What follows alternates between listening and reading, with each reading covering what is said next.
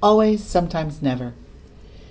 Is it always, sometimes, never true that if you have three vectors x, y, and z, that the dot product of x with the sum of y plus z is equal to the dot product of x with y plus the dot product of x with z? Answer is always true, which means that the dot product is actually what we call distributive. So let's prove it.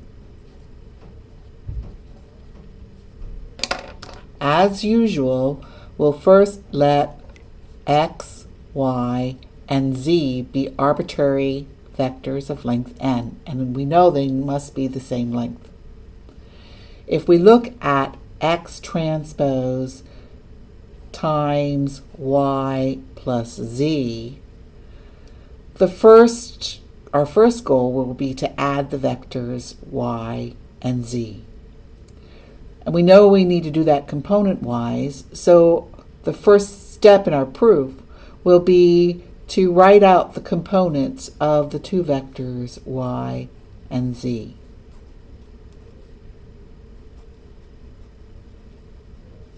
So the vector y can be written as the column vector with components psi 0 out to psi n minus 1. And the component z can be written as, the vector z can be written as the column vector with components zeta 0 out to zeta n minus 1. By vector addition, the resultant will be a column vector with components psi 0 plus zeta 0 out to psi n minus 1 plus zeta n minus 1. That's just by vector addition. Now what we need to do is to perform the dot product. Here now we have a vector of size n dot producted with another vector of size n. We know in order to do this, what we end up doing is multiplying component-wise and adding. So we'll be adding the product of the chi i's times the corresponding component in the resultant, which would be the psi i's plus the zeta i's, and then adding this from 0 to n minus 1. But these now are just real numbers, and we know that real numbers, for real numbers, multiplication actually distributes over addition. So this is equivalent to the sum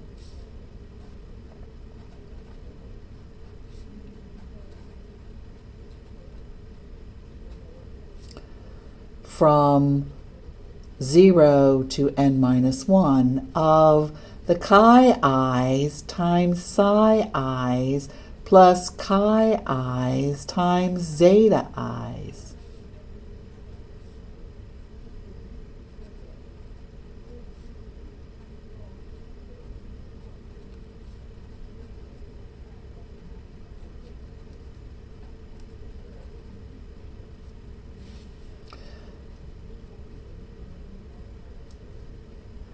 But this is equivalent to, actually we know if we're summing from 0 to n minus 1, the sum of these two quantities by commutativity of addition, we could rewrite this as the sum I from 0 to n minus 1 of the chi i's, psi i's plus the sum I equals 0 to n minus 1 of the chi i's times the zeta i's. Because addition is commutative on reals. Now, what do we have here? This is just the dot product of x with y. And this is just the dot product of x with z. And so we're done. It's always true that the dot product distributes over vector addition.